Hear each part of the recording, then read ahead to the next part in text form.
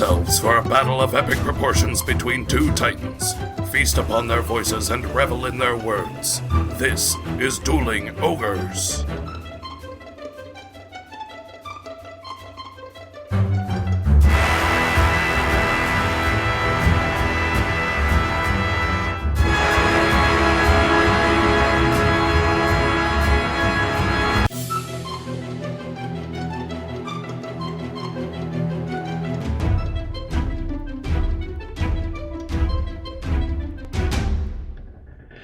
Hello, Ogres, and welcome to episode 224. I'm your host, Remington Hitchcock, and this is my co-host, Brandon. Welcome, as always.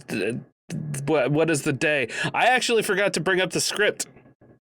And after 224 episodes, you didn't remember what to say? Yeah, you would think, see, this is why I have a script. Yeah, you would think remotely you would remember, thank you for joining us as always on this, and then a word. Nope. Nope, there's a reason why there's a reason why I have a script, Brandon, and so I don't have to remember these things. You just delegate everything to the computer. Yeah, I mean, ADHD is a bitch. I'm your co-host, Brandon Full. Say hello, Brandon. Hello, listeners. How are you? Hello, Ogres, and welcome to episode 224. Thank you for joining us, as always, on this insert expletive. Fuck! Shit. Sunday evening, Earth date, August 21st, 2022. Oh I forgot what the month was. I forgot what months are. I don't see, it's all bad. Everything is bad in my brain. The whole brain is bad. We should have stuck with the first intro. No, it's too late. I've done it twice, and I'm not doing it again. Okay, good. I'm your host, Remington Hitchcock, and with me, as always, my co-host, Brandon Full. Say hello, Brandon. Hello, Ogres, and welcome to another episode of Dueling Ogres podcast. Thank you for joining us, as always, on this. That's not our intro. That's not our intro. That is not it. I know it if somebody else says it, and if you say it wrong, I'm going to know. And you said it wrong. Damn it. I want to chew on gum so bad, but that's a terrible idea for a podcast. Yeah, no, it's almost as bad as falling asleep during a podcast. What? I've never heard of anybody doing that before. I don't know what you're talking about. The little comical snooze that came out of you. I don't remember what episode that was, so all I can say is listeners go back and listen to every episode of our podcast. Yeah, for sure. To find the one where Remington falls asleep as Bucky and Chad and I are talking Star Wars. Yeah, or if you just look for like Bucky and Chad in one podcast, they've only been like together maybe twice, I think. Oh, okay. So that would be easy to find. I'm going to put this gum in my mouth.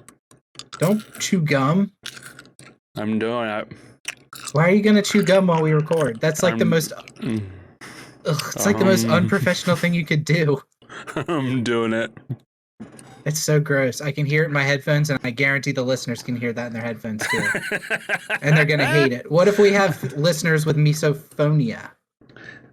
Well, what if we have listeners who like the ASMR? ASMR. Then they'll listen to an ASMR podcast, I guess. What if we have ASMR listeners and I'm all like, ugh, no, don't do that, please. I don't even get bothered by noises, and that grossed me out so much. Sorry, anybody with mesothelioma or whatever Brandon said. Sorry.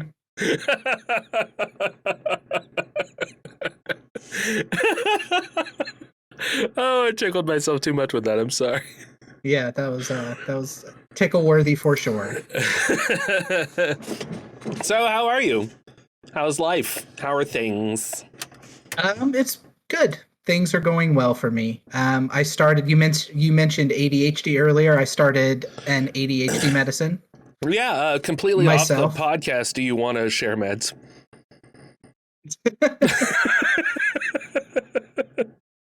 I think the deadpan stare into the camera really sells it. Make sure you're going to watch the video if you're also listening to it.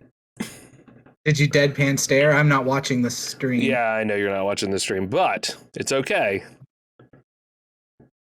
Because I made a deadpan stare. You don't have to watch it now. It's okay. I can hear you clicking away in the background. Okay, no, I'm not clicking. I'm not clicking anything. Okay, good. I don't want you to. I'm not minimizing anything. Good. But yeah, so I started Adderall, and it's been working pretty well for me so far. Oh yeah, I've that's been good. on it for a week and a half now. Mhm. I had a certain milligram I took twice a day, and I halved it.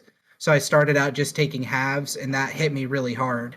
Oh But really? it did, yeah, it's weird. The smaller halves hit me harder than the full dosage did. Yeah.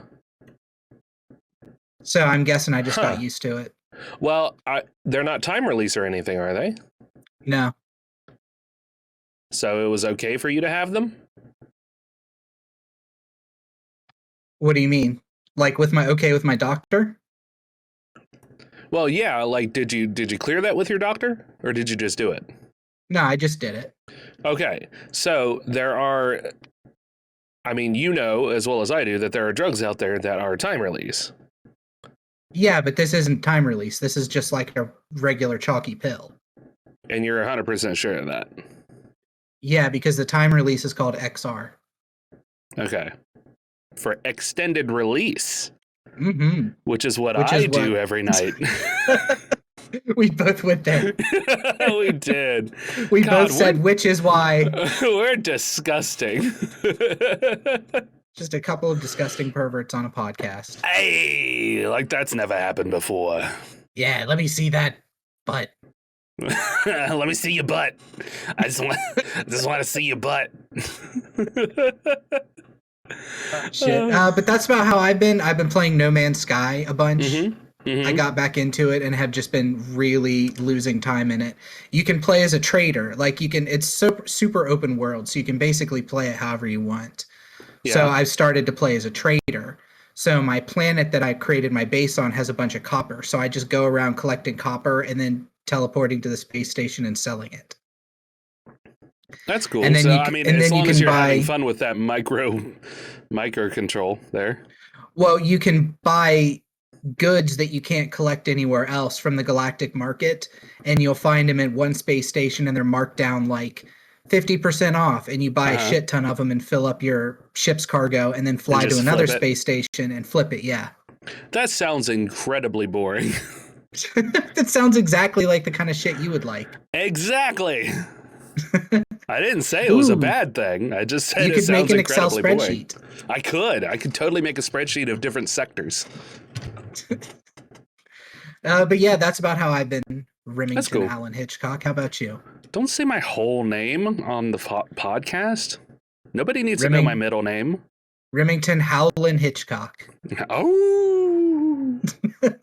Werewolves of Remington. I've been doing okay. We caught COVID a couple of weeks ago. I can't remember if I don't think we've done the podcast since then. I don't think we have now. Okay. So yeah, like very shortly after I'd released the next episode, we caught COVID again. It was like I had a fever for about 18 hours and then it's been sinusy stuff and then I think there was underlying fatigue that has extended. I think that's my lasting symptom is just being tired way more than what I rightfully should be. But yeah. I think it's finally starting to shake off a little bit. But last night we went to Ginger's brother's house way out in the middle of nowhere in the boonies and did a little cookout and had a good time. What'd you cook? Hot dogs and hamburgers, like the typical? Yep, hot dogs and hamburgers and mac and cheese and s'mores and some homemade ice cream and it was pretty cool. And then the weekend before that? After we were safe to go out, her aunt and uncle had their wedding anniversary, so we did that out at North Bend Park, which is a pretty popular state park here in West Virginia. Mm-hmm. And they have a nice hotel there, and there's also cabins up there that you can go and rent, and some of them are even pet friendly. It's a gorgeous place to go out in the mountains if you love nature. Super awesome. But we went there. That's the first time I had ever been to the hotel itself. And I know I've been there before, but I wouldn't remember it because I don't remember anything. Just her. Well, and then there was a whole bunch of family there, but Yeah. it was a good time. That was a good time. Yeah, that does sound like a good time. Being out in the woods, chasing down your meals. Yeah, that's not what we did at all, but I mean, we were in one of the like party rooms or whatever. Did it have Wi-Fi? Yes. That's not camping at all. I didn't say we went camping. I just said we went to North Bend Park.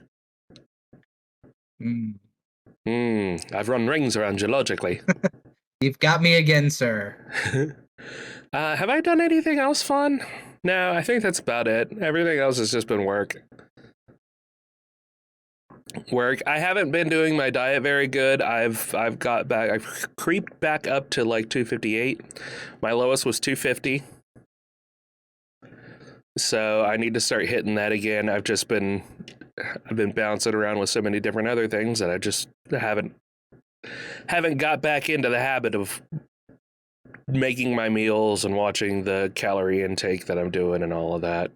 Yeah. And we did talk about me not going to the gym, I believe. No, I don't think we did. The last I heard, you were going to the gym. I feel like we did talk about it, but I'll say it again, just for shits and giggles. I'm going to move the camera a little bit. There we go.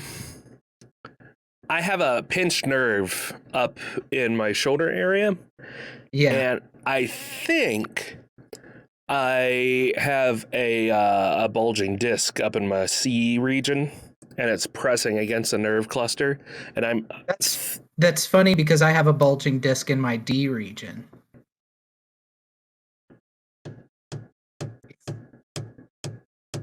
Because the D region's like the dick. Mm-hmm.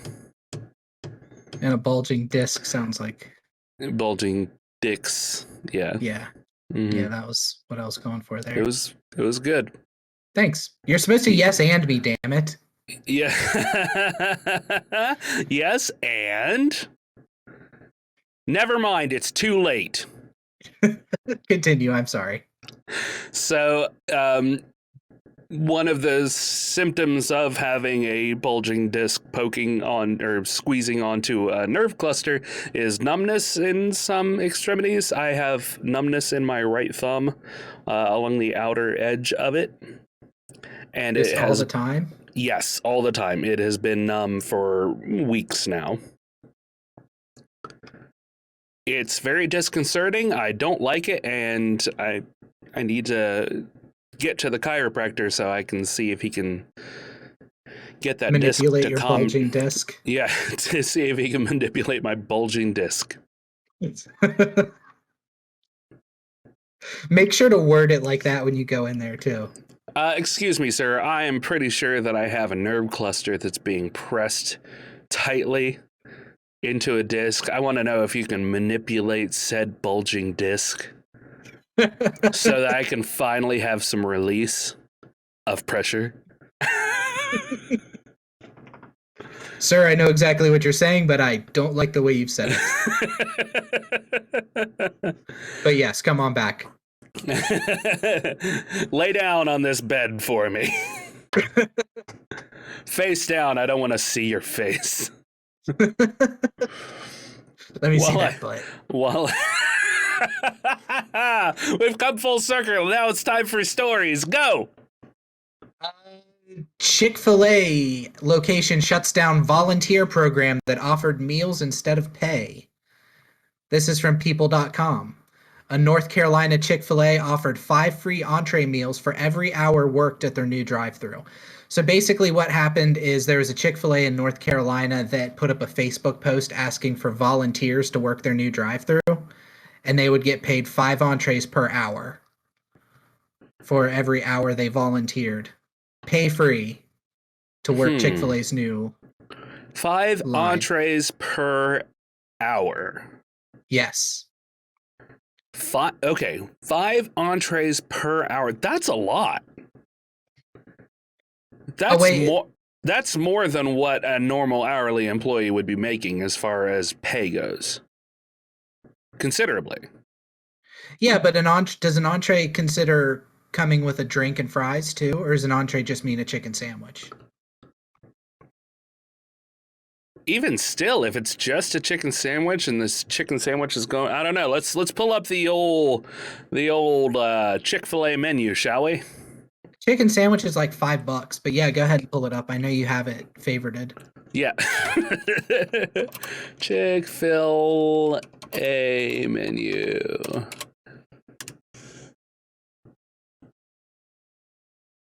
Yeah, I have it favorited in my my Christians only folder.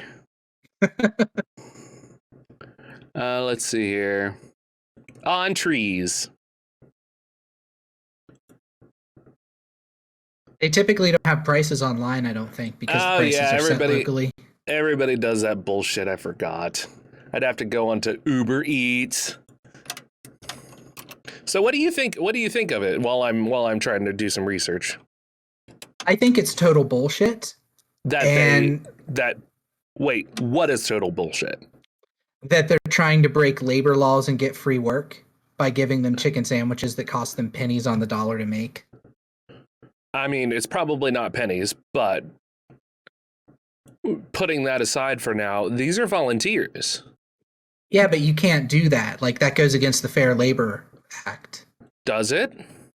Yes, it does. Are you sure? Or are you just saying that because some other random article said that? Look, the People article says that it did. Okay.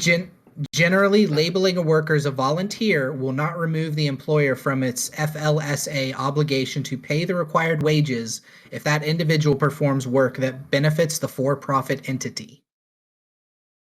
Generally. Are you going to defend this? I'm not going to defend anything. I'm just saying, generally, first of all, does it say how they have to be paid? If it says nothing about actual monetary payment, if it says that they can be paid in goods, then they're providing the payment in goods. And if those goods meet or exceed the monetary value of the payment that they would be getting per hour, then is that a breach of the fair labor trade laws or whatever they are? I'm going to go ahead and say yes because this article says yes. I think we probably need to talk to an actual lawyer who specializes in the law for this particular area, for this particular thing, before I would say yes 100% instead of just agreeing with some article that was covering it from some other state. It's people.com. Who are they? People? I don't know People. You don't know the magazine People? No. People, is that like Times New Roman? Yes, it's a font. I'm stupid. I'm sorry. All right. It wants me to sign in to Uber Eats. I'm not going to do that. They can all just fuck my butt. Let me see that butt. But so to me, as far as it goes, I feel like if you were volunteering and agreeing to being paid in sandwiches instead, I mean, whether or not it's a breach of the actual like fair labor trade laws, it's kind of already, I mean, not, if it's illegal, then it's illegal. But if it's a contract that is signed between two understanding entities, let's say I volunteer to do it, me being the volunteer saying, yes, I am willing to give up my time for free chicken without sandwiches. pay in lieu of free chicken sandwiches. I'm willing to get up at 7 o'clock in the morning to go in and have those adorable little chicken nuggies that they stuff into those delicious little buttery bun boys. Like, those things are worth their weight in gold, my friend. I'm not going to go along and then sue Chick-fil-A just because, oh, they didn't give me real money. I am full of chicken. The best meat, arguably. I'm not saying you can sue them or anything. I'm just saying I think it's fucked up that a multi-million-dollar corporation is asking people to volunteer to work their drive-thrus. You should be more concerned with the people who were willing to do that. Like, fuck the company, whatever. It was a off the wall idea, and they decided to implement it, and they're getting their backlash. Whatever. You should be questioning those people who are agreeing to doing this, especially considering how many fucking jobs are out there right now to be taken that are garbage fucking fast food jobs. Yeah. That people aren't getting paid. Of course, they're getting paid better now than they were, but still, it's a job that sucks. And I'm not saying that we shouldn't. Like, this kind of brings up the idea of the person who berates the barista at Starbucks because they don't have as good of a career as them, Mm-hmm. And then the other argument is, but that barista provides you coffee and energy every morning. He is arguably more important than your stupid ass job that you make 60, 70K at. Yeah. Which I agree with. I think our fast food employees should be paid quite a bit. It's a lot to deal with. It's a lot of work. It is. It's a ton of work. It's a ton of work, and not only is it a ton of work, but the environment is kind of shitty. You have shitty customers all the time who expect the world, even though it's just fucking food. You have, shitty hours that you have to work. You have potentially the managers above you are 10 to 15 years younger than you and are busy smoking weed in the back room instead of actually being managers. Like, it's all a crazy fucked up place to work. And then the evolution of that is working as a server at like a Outback or an Olive Garden or something. Yep. That's the next step up from fast food. And you can make a shit ton of money there, but the experience is very similar with having younger managers and people smoking weed all the time and drugs everywhere. Yep, exactly. So taking that back to Chick-fil-A, and they're putting it out there for volunteers, people who are willing to give their time in lieu of payment, or in lieu of monetary payment, but willing to take the food payment. Yeah, but the food's not pay. The food is pay. The food is given for volunteer time. The food is given in an increment of 5 entrees per hour. That's pay. That's payment in goods versus payment in monetary value. But you don't pay volunteers. Right. So they're giving them chicken in lieu of payment. In lieu of payment for a contract that they volunteered for. You think that they're actually signing contracts before they start going out into that fucking parking lot, though? You have to, yes. Otherwise, they wouldn't. I disagree. Otherwise, they wouldn't have been allowed to come in the first place. They would have had to sign some kind of a contract saying, we are volunteering to do work. You do that in any place you volunteer at. So you're falling on the side of Chick-fil-A on this, then? I am falling on the side of, if you are going to question Chick-fil-A's shady business practices, because it's totally shady, for sure, 100%.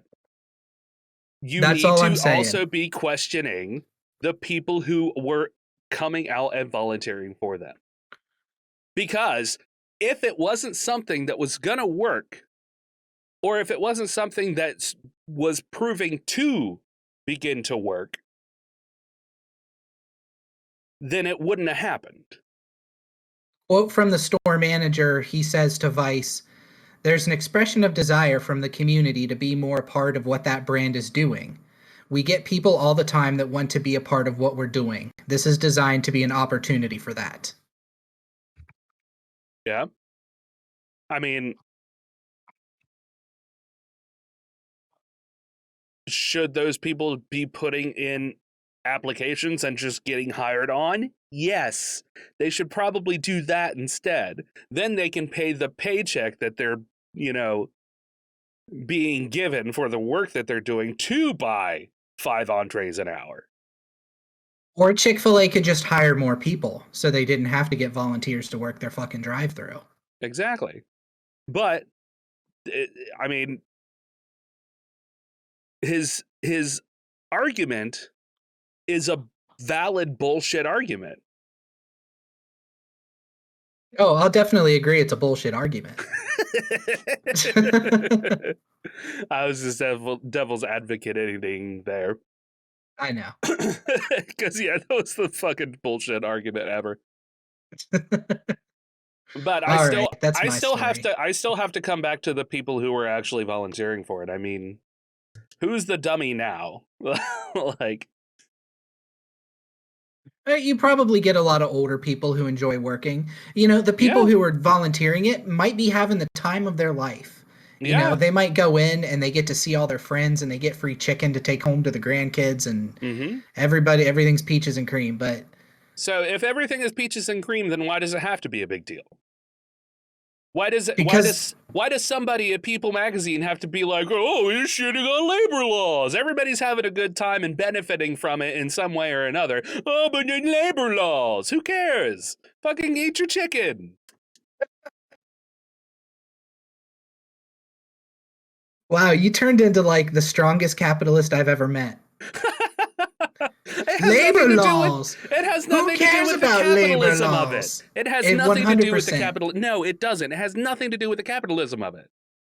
If they would hire more people, they wouldn't have to get volunteers. They didn't have to get volunteers in the first place.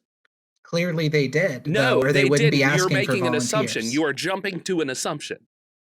You are saying, oh, they asked for volunteers because they're refusing to hire more people. Have you been to the Chick-fil-A in... Oh, for God's sake. You can't use that argument. Oh, then you can't use your argument. Have you been there personally? Then you can't use your argument. No, I'm talking about the one up here. There's a ton of people who work there. A ton. Yeah, I know.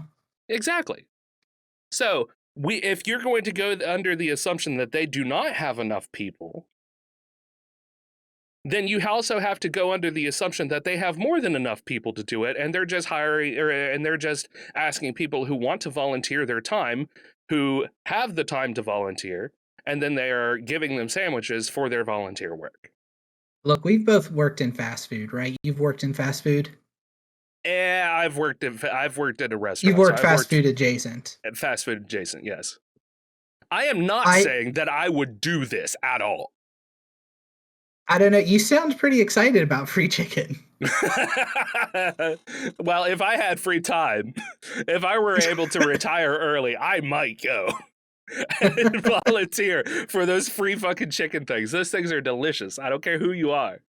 Yeah, put that mayonnaise on there. This was a good one to start off with. I love it. Yeah, I think that was a good one. We really brought the dueling of Dueling Ogres for the first time in our lives. Ever. Yeah. Excuse me. I like that. I like that whole idea. What, a volunteering for chicken? I want to know how many people I want to know how many people they have on their payroll now. I want to know if it's enough that they could operate just fine without volunteers. If they could, then there should be no problem with this volunteer thing. Aside from the fact that it's questionable or breaks the labor law of that area. If they have enough people working there and they still have volunteers, then I will concede the point to you. So you need to do the investigative journalism. Okay. And come back and let me know. Okay. I will. You'll have to you've linked it in the Discord, so I should be able to find out where this is happening and all of that. Bet. I will. Unless I forget about it after we're done. Yeah, which is the more likely scenario to happen. Yep. I just don't want to lead our viewers or listeners into a false sense of security that I am going to deliver on anything that I say I'm going to deliver on. I think that ship has sailed, Remington. Listen, we get new listeners every week. and then those listeners never come back. So it's, I gotta put it out there every time. Yeah. There's got to be a reason for it. Yeah. Is our podcast just bad? I don't know. How are your other podcasts doing? I don't, just like with you, I don't ask for numbers. Okay. So I don't like to know where we are. I just like to assume we put it out there and whatever happens, happens. That makes me more comfortable than being like, oh, I do a podcast for 8 people. We still, as far as it goes, we still get hundreds of downloads per episode, if that makes you feel any better. That does, yeah. At least 100 or more. Oh, okay. And it might take a couple of months to get there, but it happens. So who are these people? I have no idea. Because from a percentage basis, if you have 100 listeners, 10 of those listeners might interact with your podcast in some way, shape, or form. Yeah. And we have 3, maybe 4 People that interact with us? Yeah, on a regular basis. Mm-hmm. Which is fine. On my YouTube channel, we're probably not okay, where I'm doing a Pokemon Nuzlocke playthrough. There's one guy who comments every time. That's awesome. Who found the YouTube channel and comments on our Pokemon adventures. That's good. So it's kind of cool. It is. It's nice to have It's nice to have those people who are willing to volunteer their time for chicken. For chicken. And or podcast minutes. For entertainment. See, we're just paying people in entertainment. Okay, so somebody... No, I just went to our Dueling Ogres page. Uh-huh. And there's somebody on here who keeps tagging you and Dueling Ogres in like really right-wing stuff. So if you go to our Dueling Ogres page, it's just full of... Really? There's a Jordan Peterson link. There's a Fuck Joe Biden theme song. Really? Yeah. Supreme Court rulings. Somebody showing that the Capitol Police let in... Literally none of that is coming up on my feed that I'm being tagged in any of this. What? Yeah, go to the Dueling Ogres page. We'll probably cut this out, but... no, we're not cutting anything out. Remember, we're not doing that anymore. We're cutting nothing out? Everything is raw. Yeah. Yes. So, for the listeners, both Brandon and I are not, in fact, far right wing. We're both white, but... We're white wing. But that's just because we like the white breast chicken. We've got to hurry up because I've got my volunteer shift at Chick-fil-A at 6:30. Oh, that was the best play you've ever done. I'm hungry. Me too. All right, what do you got for a story? I'm looking at these things that you're talking about. I gotta find this guy. Okay, that was just on the Dueling Ogres friend page, not on our actual page. Oh, okay. Not on the proper, like, this is our... Okay. Well, good. I don't want any of that shit there.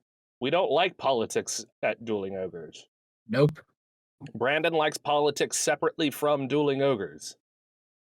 And even my other podcasts don't really talk about politics that much. Much to his chagrin. Nah, because I have my viewpoints and I'm always willing to change, but I don't just change my viewpoints on a whim. I need to have good information to change my viewpoint, which I think is the correct way to do it. I agree. So a lot of times I just don't like getting in arguments and talking about politics with people because I've learned after this last political race and the presidential race and everything, that nobody's mind is going to be changed anymore. We're living in a time now where people's minds don't change, really. Yeah. Yeah. They're just stupidly sticking to their guns instead of actually doing their own research and looking at both the places that they disagree with along with the places that they do agree with to fully find an actual middle ground, which is what being a human is all about, is, you know, finding those middle grounds that way everybody can live peacefully and in harmony. Don't have to hate each other for stupid shit. Yeah. My story. My singular story. No, I have What do two. you got? Well, what do you got? Let's drop a story bomb. So over on comicbook.com, my favorite site that has all of the ads forever, the lost Mark Hamill movie finally being released after 10 years.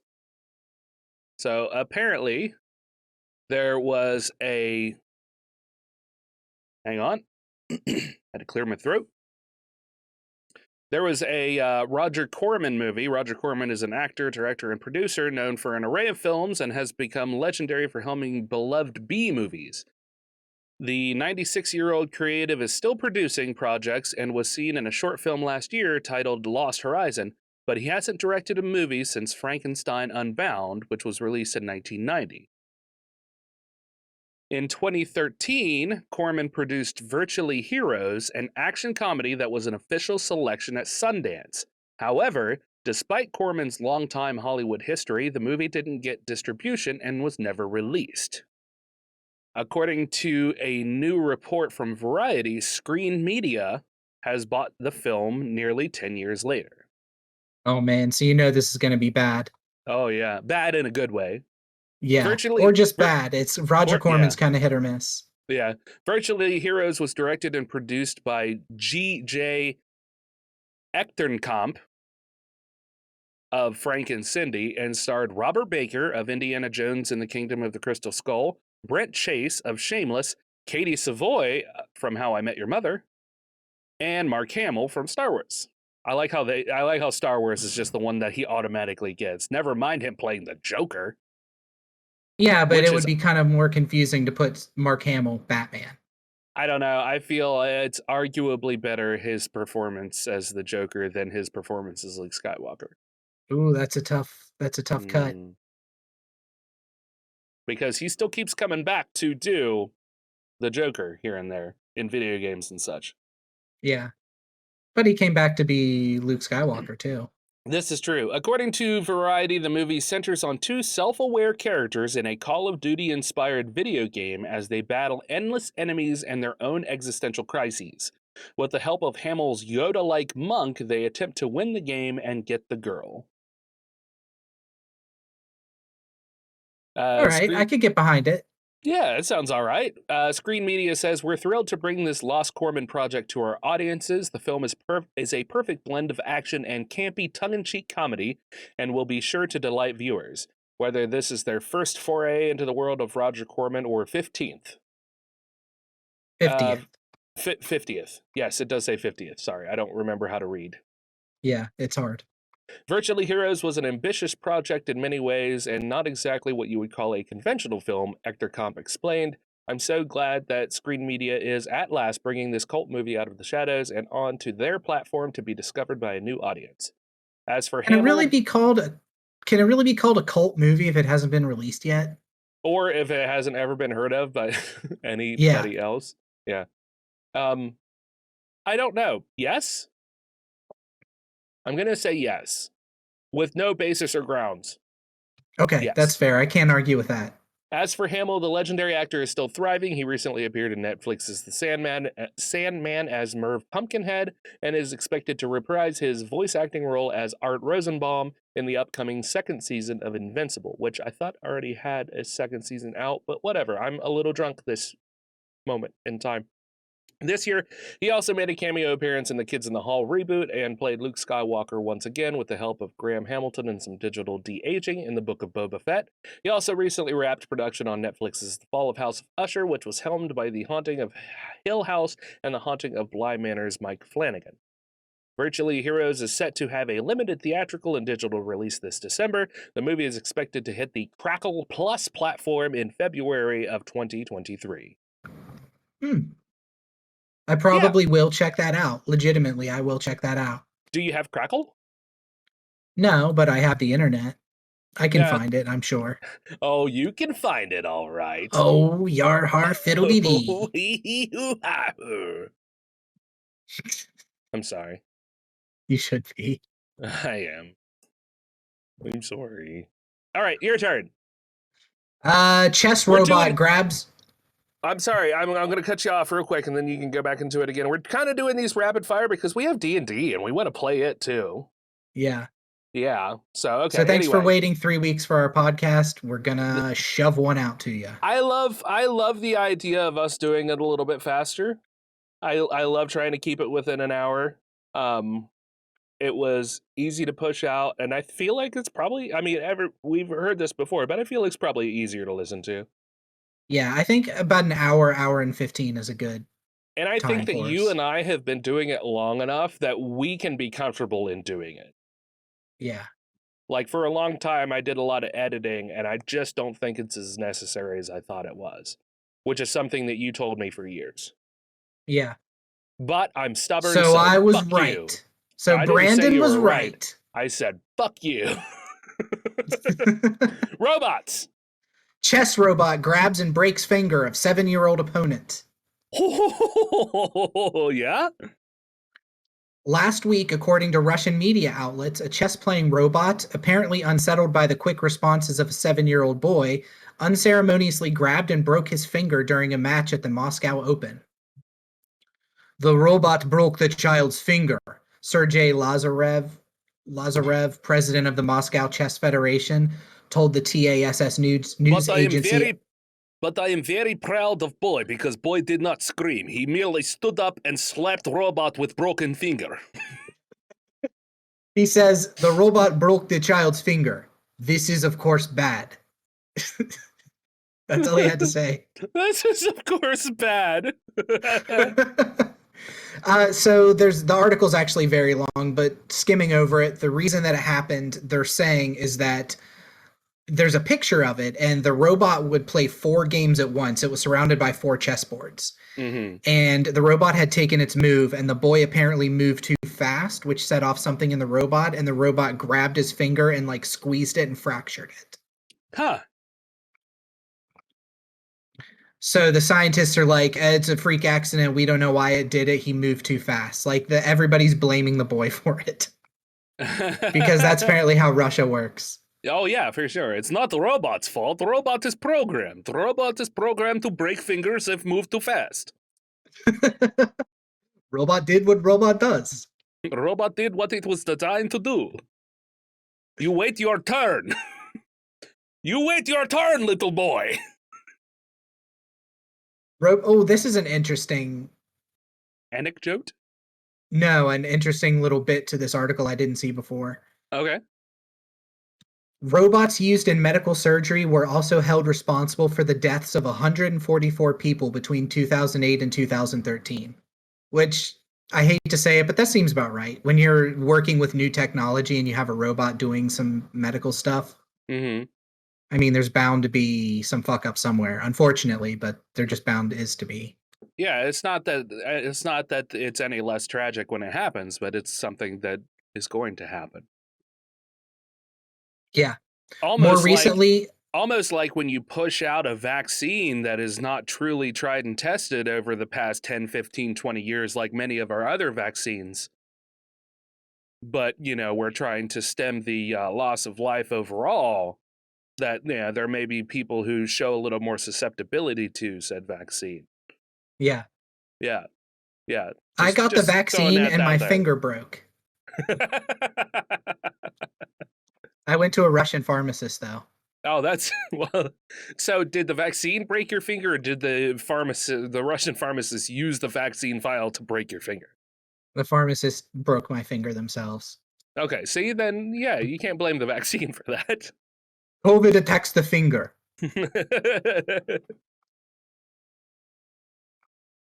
But yeah, I just thought that was fucked up. Apparently the kid was back the next day, finger in a plaster cast, and he finished out the tournament. Of course he did. You know why? Why is that? Because he's fucking Russian. His Like, parents fuck were yeah, like, give it to me. his parents were like, get back out there. American parents be like, oh my God, I'm going to sue the chess organization for broken fingers and loss of sadness in my child. The parents are looking into suing the organization. Shut up! Quit ruining my fun argument. But they are. No, I mean, it's definitely fucked up. Like, yeah, why did, I mean, was it, I guess I'd have to, I mean, I guess it wouldn't do me any good to watch the footage of it happening. The question is, if the robot was doing multiple games at the same time, and so robot takes his move, moves on to the next one, boy goes to take his move, robot comes back after that first one because it's watching 4 games at once, and then maybe attempts to do its next move since the boy was so fast, and just catches the boy mid-move and then breaks his finger on accident? Or does robot come through, grab child's hand, booming Russian voice comes from robot, says, no move now, and then breaks finger? You know, Wait, yeah, I'm just scrolling down. The article has more. It says exactly that. It says the robot screamed out, no move now. Okay. In thick Russian accent. Yeah, it says specifically in thick Russian accent. Yeah, okay. In the article, I missed that part. Well, then the designers definitely need to work on their AI, because Asimov says that robots should not hurt humans. Yeah, it's one of the 3 laws of robotics. Mm-hmm. Yep. So what's your other story? Well, okay, so I only have 2. So do you want to go ahead and do another one, since I'm going to be a little light? That way you're not stacking all of yours at the end? Yeah, so let me leave this up to you. Okay. There was the new evolution of Dungeons and Dragons called 1D&D. It's a new playtest for the new Dungeons and Dragons they announced is coming out in 2024. Now, I have a big layout of what's in the new system and what's in the new rules, and this is something I would like to actually get into and talk about for quite a bit. Okay. So is this something you want to discuss now, or do you want to maybe save it for another episode where we can give it the time that we need? I would say probably that. Let's give it the time that it deserves, since we've become so much more active in D&D again. Mm-hmm. Because I always like talking about these little rule changes, being the bit of a rule monger that I am. So I would say, yeah, let's wait on that and maybe do something else. Okay. One of the things they did that I think is interesting that I will bring up is they've now codified that rolling a natural 20 is always an auto success. Oh, yeah? It's always a crit, and rolling a natural 1 is always a failure. After 30 years. On attacks and skill checks, too. Mm. So they've said that you can crit on a skill check now, although you can't crit on magic, which is annoying a lot of people, I guess. And also, if you're a rogue and you're using your backstab and you crit on your attack, you don't get to roll the backstab damage again. You only roll the initial weapons damage again. Well, and I think that's true for just sneak attack in general anyway. You only get your sneak attack, but you don't get to double your sneak attack. I don't remember how we've played it. I think we've played it that you do get to double your sneak attack. I was going to say, I'm almost certain that we have played it that you get to double it, but you don't. You never have been able to. I think we just do it because it makes fun. The rogue a little more viable. Yeah, and it's just more fun. It's always fun when you get to roll out and you get to do a massive amount of damage. That's fun for the player. It Yeah. might suck for the DM, especially if it happens during a pivotal fight, but it's still fun for the player, and ultimately that's what everybody's here for. Yeah, I agree. And they also added inspiration. Inspiration is now built into the game instead of just something that the DMs give. Yeah. You can now do stuff to earn inspiration. Like if you get a critical, if you roll a natural 20, you get an inspiration point automatically. It's nice to have some actual like rule set there. Like Yeah, because I always understand- forget to give inspiration. Yeah, for sure. And having some kind of a structure is a little bit better. Like the DM is already creating an entire world anyway. Even if they're doing a module or whatever, there's a certain amount of creativity that has to come out. Having to remember to give people inspiration points on top of all of that, kind of takes away from the game. Yeah, and I mean, if I was more minded to do that, I definitely could, but I just forget. So if you guys ever remind me that you need inspiration, I'll give inspiration. Like my general viewpoint is 1 per session. So Yeah, well, and that's just it. Like I never remember how many I have anyway. yeah, you just always assume and say I'm going to use an inspiration. But how often do I do it? Very rarely. Exactly, because I have no idea how many I actually have. All right, so we'll leave it at that for now. Uh-huh. That's something we'll dive into more. I have the playtest. I printed it up from work. Oh, nice. I haven't read through it all yet, so I'll read through it before we record again. Nice. I'm wearing a Dungeons & Dragons shirt right now. I'm wearing a space shirt. That's funny. We've got a space background today. I should have had my camera on. Okay, so we're going to raise a toast to another life lost, Remington. Okay. The Choco Taco. Yes. Oh my God, I heard about this. This is the description from the Klondike Bar website when you go to the Choco Taco page, okay? I don't even know if I want to hear what bullshit they're trying to spew to make this okay. Over the past 2 years, we have experienced an unprecedented spike in demand across our portfolio and have had to make very tough decisions to ensure availability of our full portfolio nationwide. A necessary but unfortunate part of this process is that we sometimes must discontinue products, even a beloved item like Choco Taco. We know this may be very disappointing. We hope you'll try our other delicious frozen treats, including Klondike cones, shake sandwiches, and of course, our signature bar available nationwide. So, Klondike Bar. The thing that Klondike is built on, great, sure, okay, cool. I'm there for it. Whatever.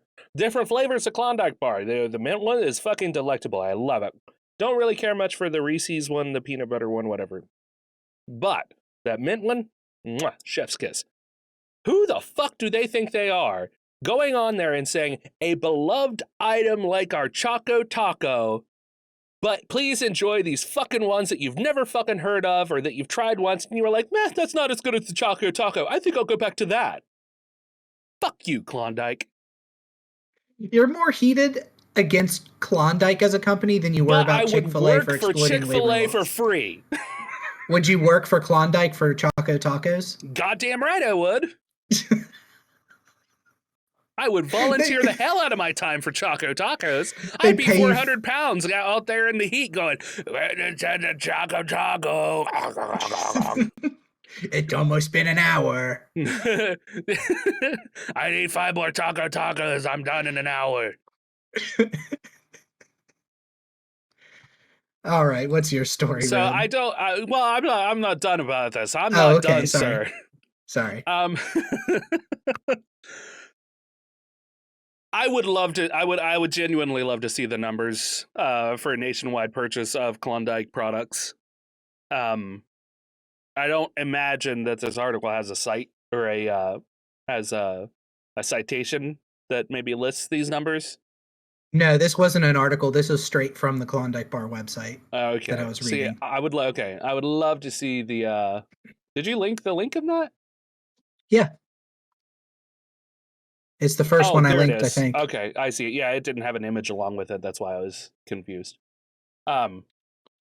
Yeah, I would love to see the numbers because I feel like Choco Taco honestly might be more of a regional enjoyment to some people who have like grown up with it versus maybe it was only in a few markets here and there and nobody ever really picked up on it. Yeah. That would make sense to me. But as far as like production, I don't know if it would be considerably more difficult to produce than something that's more well known, like a cone. You know, that's a little easier to produce for like an ice cream company. Yeah. I mean, I could see production costs weighing heavily into the reason why it was discontinued. Yeah, or probably partially that, and partially they realized that they can release it in like a year as like a special edition, like Taco Well, Bell does with their nacho fries and shit. yeah, and I also want to point out immediately when you said it, the first thing that popped into my head, and I had heard about the story before, and it was the same thing. The Mexican pizza. Yeah. The Taco Bell Mexican pizza, which, for the record, ours still doesn't have yet because they keep selling out every time they get them in. Which is hilarious to me. Yeah, it's even more hilarious because I loved the Mexican pizza, but it's not the only thing that I bought whenever I went to Taco Bell. Because everything on the menu pretty much tastes the same. So you can try pretty much anything and get about the same taste profile. Yeah, that's true. That you were from everything else. So it was just a different delivery method.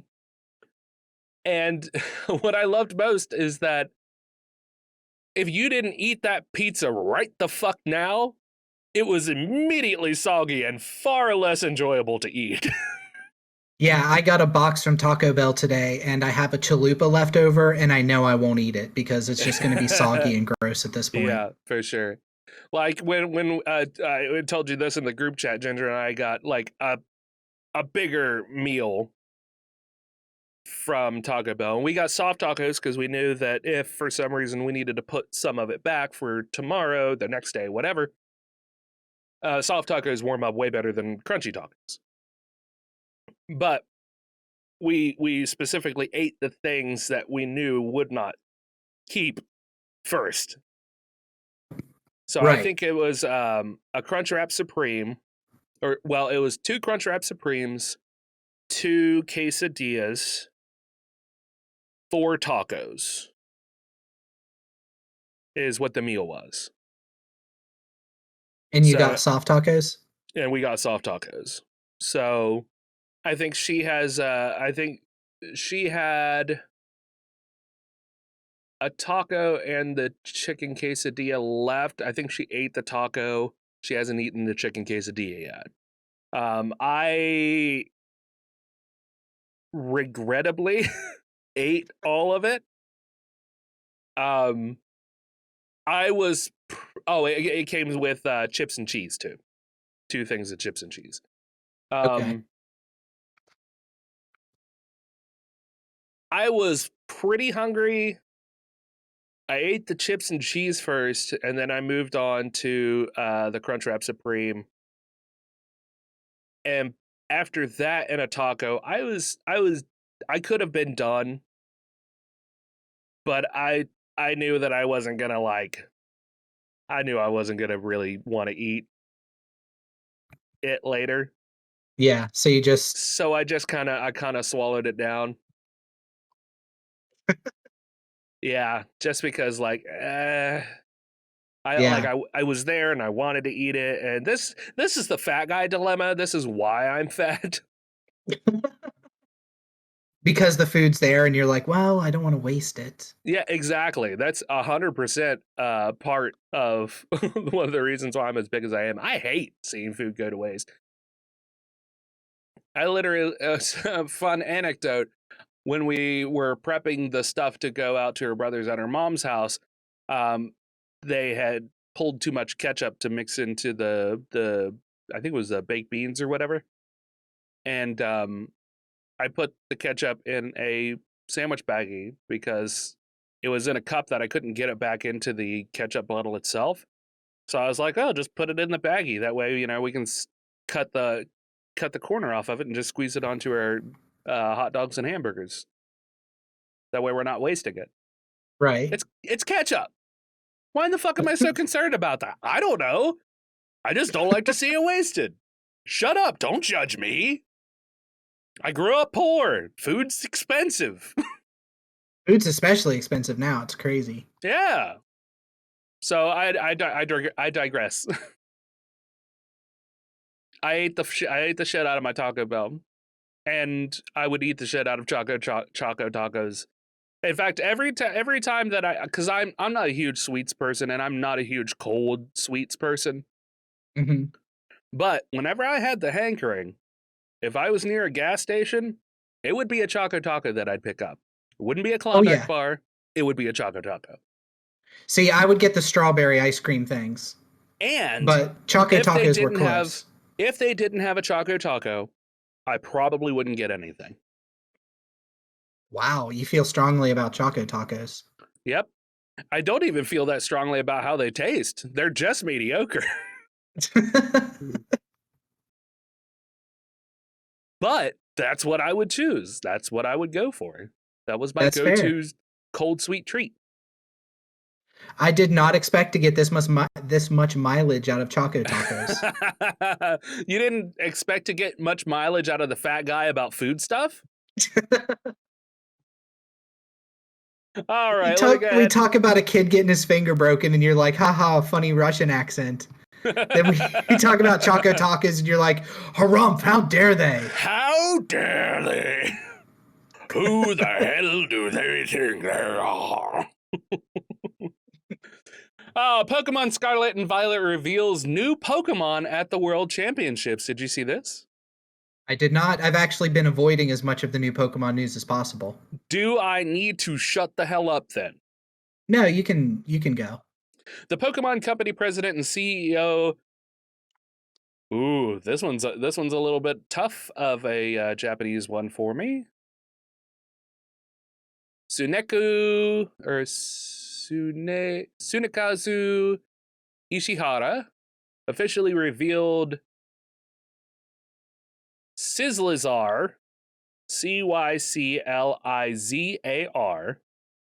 for Pokemon Scarlet and Violet during closing ceremonies of Pokemon World Championships. The new Dragon/Normal type Pokemon has the ability to shed its tail and create a substitute when in battle.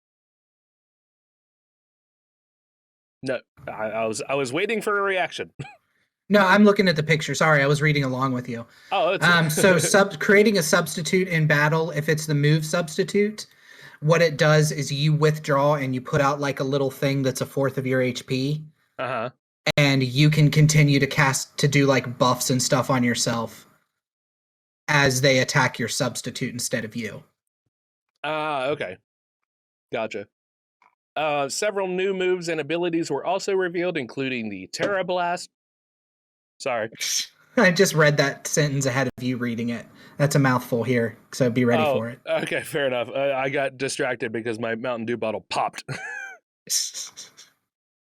Several new moves and abilities were also revealed, including the Terra Blast, a move that changes type to match the Pokemon's Terra type while they are terrestrialized. Terrestrialized? I've never heard that before in my entire life. This guarantees that a Pokemon will always have a move that matches its Terra type and can take advantage of the new mechanic. New items revealed include the Loaded Dice, which increases the probability of multi-hit attacks to hit more times, and the Mirror Herb, which mimics an opponent's stat increases when consumed. A new trailer was also revealed showing off the new Pokemon and new revealed items, which can be seen below. In addition to the Pokemon Scarlet and Violet announcement, Ishihara also announced the return of the Pokemon X card from the Pokemon Trading Card Game, a card equivalent to the Terrestrial phenomenon in Pokemon Scarlet and Violet. Those cards will officially be introduced to the Pokemon Trading Card Game when the Scarlet and Violet series officially launches in early 2023. I'm super excited for this game, but I'm always excited for Pokemon games. Yeah. So this is going to be more for Pokemon. Yeah, I do. This is going to be more of the same, I have a feeling, outside of like some changes here or there. Pokemon, it's kind of hard to change the format, although Arceus did it okay. But yeah, I love these games and I'm excited for it. Arceus? Yeah, the last Pokemon game that came out. Pokemon Legends Arceus. Gotcha. I'm so out of the loop when it comes to that. Yeah, that was the open world one. Gotcha. It was good. That's all I have to say about it. It was good. You have completely disappeared from. You no longer exist. I've disappeared.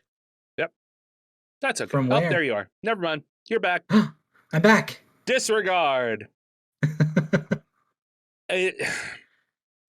They're a bit. It's tough to get Discord and people's images when you're streaming from Discord or when you're using people's like avatars and stuff. It's really tough to get it to stay working in OBS. Yeah. Like if the window itself is not what's it called when it's active? Well, when the window itself is not active, it likes to screw up. Yeah, I've used OBS for the YouTube channel that I do, and we do Discord and then OBS through Discord, and I just stream when I'm playing. Yeah. And it works pretty well, but I keep everything. I know how it works, so I keep the right windows open and I don't touch anything else. Yeah, exactly. That's how I have to do with the D&D stuff too. It has to be all the same size, and if I accidentally resize the window, I'm completely fucked and I have to redo it all. Yeah. Yeah. So, that was my last story. Did you have another one? Yes. No, because my other story was the D&D stuff that we'll talk next episode. Good. All right, cool. So that means I can move on to the end, right? I think so. Hell yeah, that's an hour and like 15 minutes after all said and done. Hold on, I'm gonna pause the recording. See, we have the ability to actually pause the recording. So if you ever need to call it out and be like, hey, I need to say some stuff or we need to take a break, just tell me and I'll pause the recording. Okay. Like I'm going to do right now. Be right back. It'll be like no time has passed. Be right back. All right, so we are unpaused. I'm back. Okay. And we'll close out the show. How about that? Sounds good to me. So if you have any questions or comments or you'd like to hear yourself on air, you can call us at 978 DU-OGRES. That's 978-386-4737. Like Bill Shatner did. What? Yeah, we got a call from William Jefferson Shatner. William Winifred Shatner himself. Holy shit. I genuinely, William Alabaster. James Tiberius Kirk Shatner. Yeah, I think that's right. Yeah, I think that's it. Okay. So I'm going to play that for you. He called my actual phone instead of the Dueling Ogres 978-386-4737. I'm not sure how he got my actual phone number instead of calling the Dueling Ogres, but yeah, you're right. He's Bill Shatner. Right. Yeah. Yeah. So, I mean, I guess it makes sense. So I'm going to play that for everybody right now. Hello, this is Bill Shatner, long-time listener, first-time caller, P-Drizzle and R-Jizzle. I just wanted to say that I was misquoted. I said, I love Star Wars, but fuck Mark Hamill. And I love all comic book authors, but fuck Stephen Hines. Keep pumping out the short episodes and keep on getting it up and getting it out there. Peace be with you always. Wow. So, yeah, first and foremost, I didn't know that Bill Shatner was a cat lover. Yeah, I also didn't know that he knew Stephen Hines. Yeah, which is super weird. But he was right to say fuck Stephen Hines. Mm-hmm.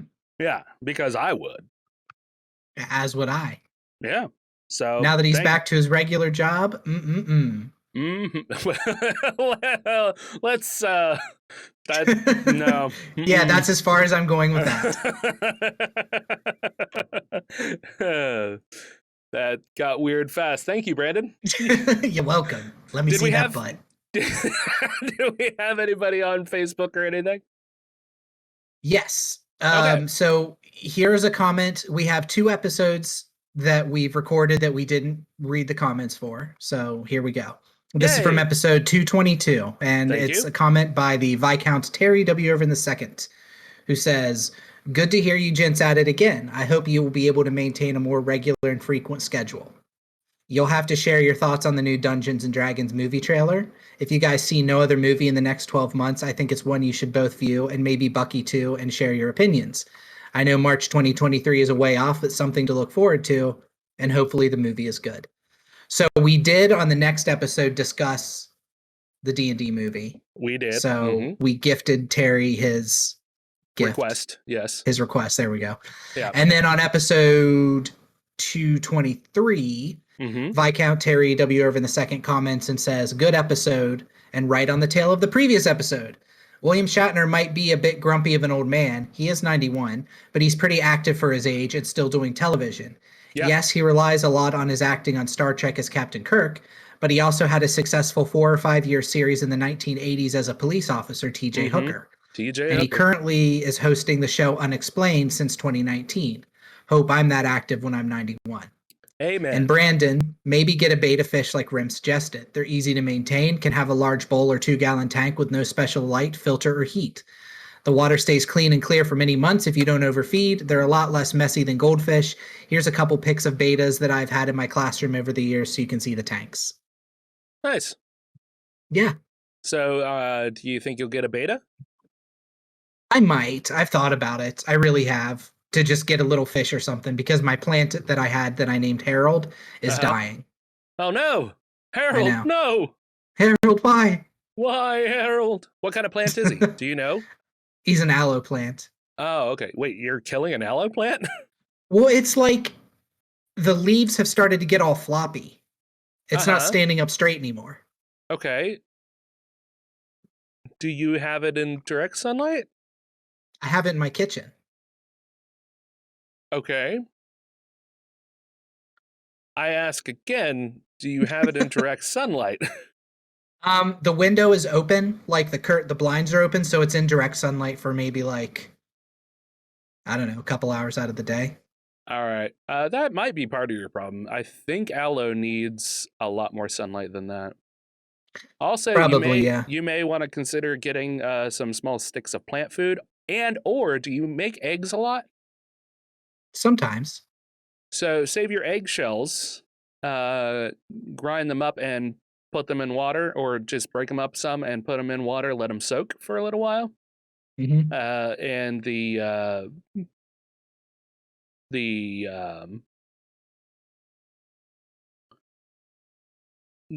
oh my God, my words, I forget what it is. The what? The calcium and stuff from the eggshells. Is it calcium? I don't remember if it is. Anyway, it leaches into the water and it's really good plant food. Oh, okay. Yeah, so you can do some little natural plant food stuff as well. Coffee grounds too, actually. Can I just dump scrambled eggs? I would not recommend dumping scrambled eggs onto your plant. That would probably kill it. But I like scrambled eggs. You can eat the eggs and save the shells for your plant. Okay. Okay. You can also reach us on Twitter at Dueling Ogres. Email us at duelingogres@gmail.com, or leave a comment on the Facebook page like these other people Brandon said just did doing. And by just the people, I mean Terry, because he's one of those good listeners that we talked about. If you also want to be a good listener, you can find us on any of our socials. We're on pretty much every social out there. There is a Dueling Ogres TikTok, but TikTok's gross. And there is not a Snapchat, because I reserve that for me and me alone. Yeah, that's fair. But you can also subscribe on our website at duelingogres.com if you want to get a monthly newsletter of the shit that we've put out for there. I was going to say articles pertaining to some of your favorite geek news, but we haven't done that in a while. So if you want to write articles for us for free chicken, you can do so and send me an email at admin@duelingogres.com. And finally, be sure to leave us a 5-star review on iTunes, or find us on YouTube, iHeartRadio, or nearly anywhere else you can find a podcast. Also, thank you so much for our patrons, Jenny, Mumfrey999, the Diamond Man Stephen Hines, who is most certainly not Bill Shatner, and Heavy No More, Chad, and Bucky. Yes. It's nice that we still have patrons, honestly. It is, and we appreciate you guys. Yeah. Even if you aren't listening to us anymore and are just blindly giving us dollars a month. Like maybe have forgotten that it's taking it out of your account every month. And like every time it hits, you're like, oh shit, I need to cancel that. And then you forget again. I feel like we're surviving on ADHD energy. Yeah. So until next week, Ogres, keep your clubs blunt. And your tusks sharp. Good night. Night.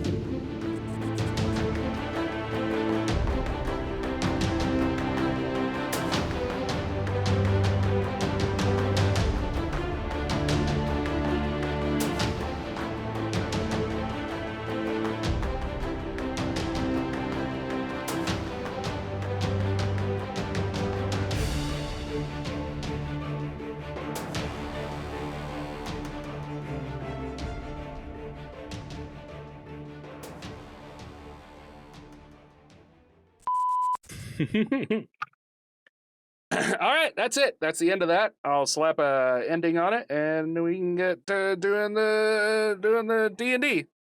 Doing the D&D. Oh, Yep. boy. I'll switch everything over, get everything else started up, and we can do that. All right, I'll see you over there in just a couple minutes. Okay, bye. Bye. I am giving Yellow Jacket a +2 scimitar. All right, you give Yellow Jacket a +2 scimitar. Say that we gave it to him because we're friends. We're all friends here. I'm hungry. Well, Ethan looks like he's going to be ready at the normal time, so... Yeah, well, Ethan can suck my dick. Can he? I mean, if he wants to.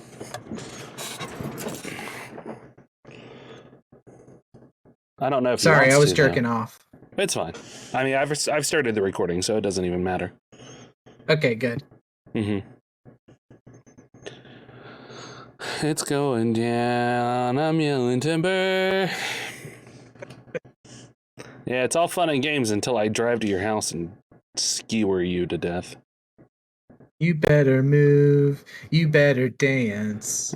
Speaking of moving, I'm gonna move this little nebula down so it looks a little nicer. Just have it a little more located right there. Have it right there.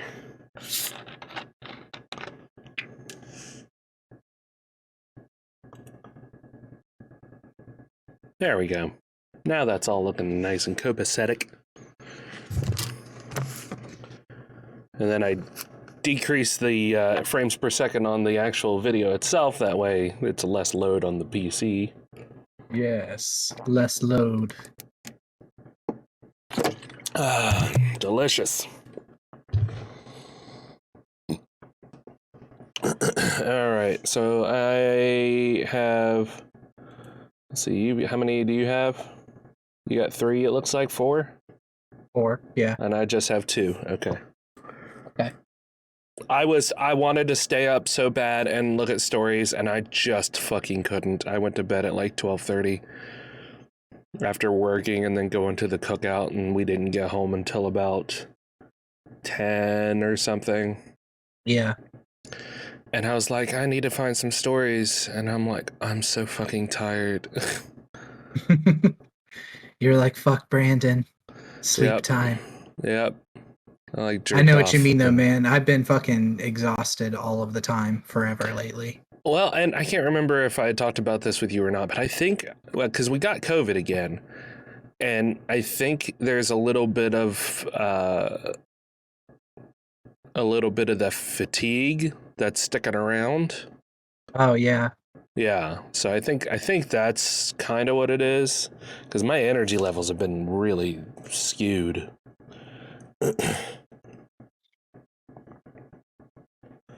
So, all right. It's going to... God damn it.